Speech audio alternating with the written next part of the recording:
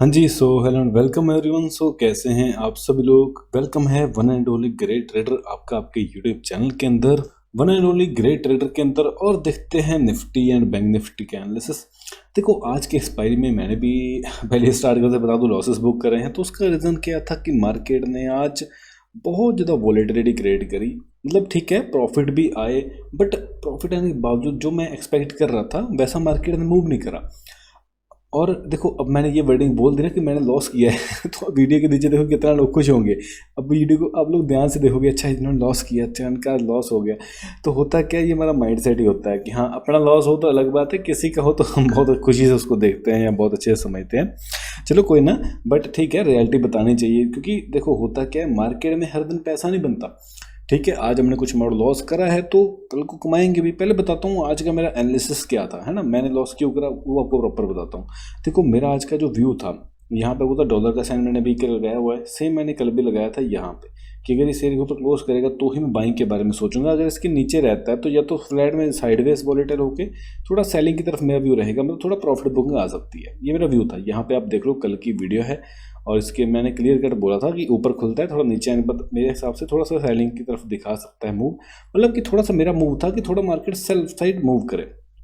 ऐसा नहीं कि मैंने पैसा नहीं बनाया। यहाँ कहीं पे जब था, यहाँ पे भी शॉर्ट गया, यहाँ से मैंने कुछ आई थिंक 7-8 रुपए की मैंने पुट बाई करी थी, वो 23 का हाई बनाया। बट मेरे को था कि वो थोड़ा सा और मूव करेगी। ऑलमोस्ट मेरा टारगेट जो था थोड़ा बड़ा था, क्योंकि ठीक है प्रॉफिट मेरे को आ चुका था, बट स्टिल मेरे को था कि थोड़ा सा मूव और करे। कम से कम भी ये 43-47 तक का मेरा टारगेट था। तो ठीक है, बट वो वहीं से रिवर्सल लेके जीरो पे हो गई।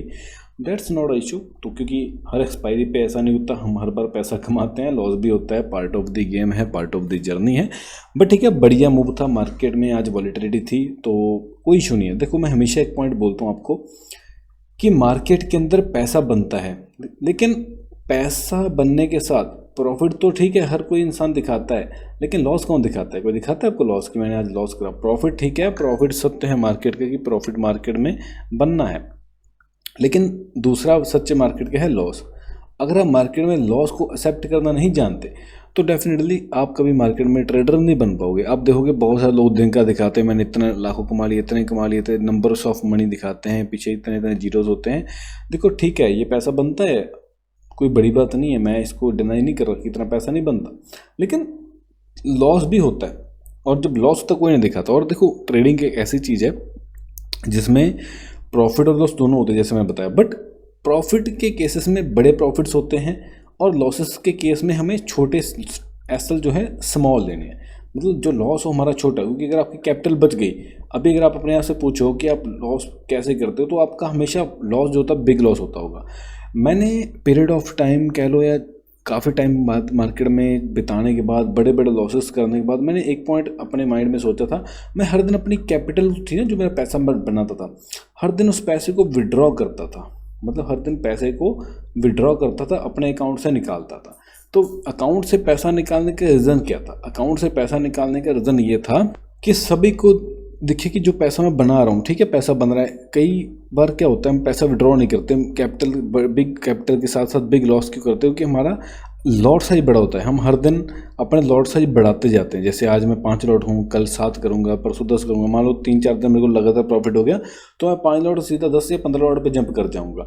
इसी वजह से क्या होता है, हमारे लॉसेस के साइज बड़े हो जाते हैं और हमारा साइकोलॉजी ख़राब हो जाता है। तो कम से कम आपको जो लॉट साइज है ना, फिक्स रखना है। फिक्स कब तक रखना है? कम से कम 2 से 3 महीने तो आपका लॉट साइज फिक्स होना चाहिए। अगर 1 लॉट है या 2 लॉट है, 1-2 क्वांटिटी के अंदर ट्रेड करो और अपनी माइंडसेट को, अपने साइकोलॉजी को बिल्ड करो।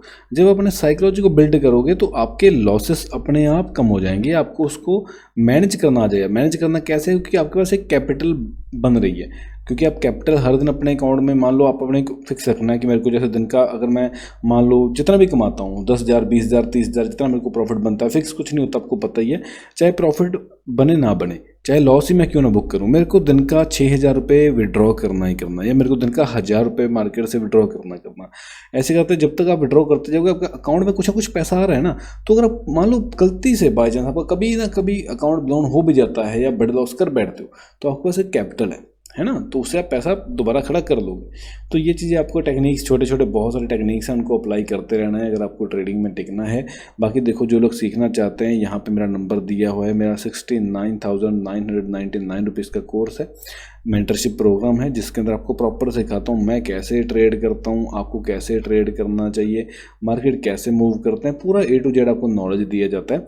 तो अगर आप भी रियल में सीखना है तो यहाँ पे इस नंबर पे कांटेक्ट कर लेना। और यहाँ पे लाइव ट्रेड्स भी हम कराता हूँ, जो क्रिप्टोस वगैरह के अंदर खुद भी करता हूँ, करवाता भी हूँ, और आपको सब कुछ सिखाता हूँ, ठीक है। तो चलिए अभी हम एनालिसिस की तरफ आगे बढ़ते हैं। देखो मेरे लिए यहाँ पे क्या है, मार्केट अभी एक रेंज के अंदर फंसा हुआ है। देखो ठीक है, ट्रेंड बुलिश है, यहाँ पे देखो एक रेंज है, ये इसका एक हायर पॉइंट है, ये इसका लोअर पॉइंट है।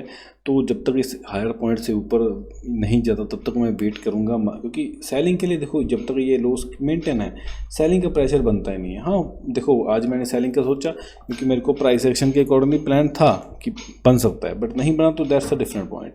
अभी हम यहाँ पे क्या करते हैं, अगर मार्केट क्या करती है, यहाँ पे एक ट्रेंड लाइन ड्रॉ कर देता हूँ।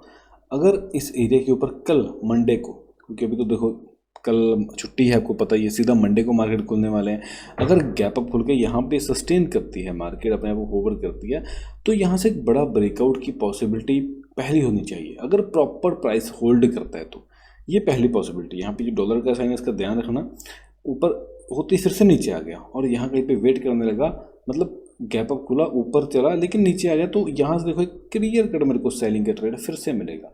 क्यों मिलेगा? क्योंकि बहुत अच्छा प्राइस एक्शन बन रहा है। देखिए देखो, हमेशा मैं बोलता हूँ, हो सकता है मार्केट जैसा मैंने बनाया ऐसा मूव ना करे, यहाँ पे फिर से साइडवेज हो गए, ऊपर चला जाए, ठीक है, दैट्स अ डिफरेंट पॉइंट, तो हम लॉस बुक कर लेंगे, सिंपल सी बात है। हम एसएल ले लेंगे, जैसे आज मैंने एसएल लिया।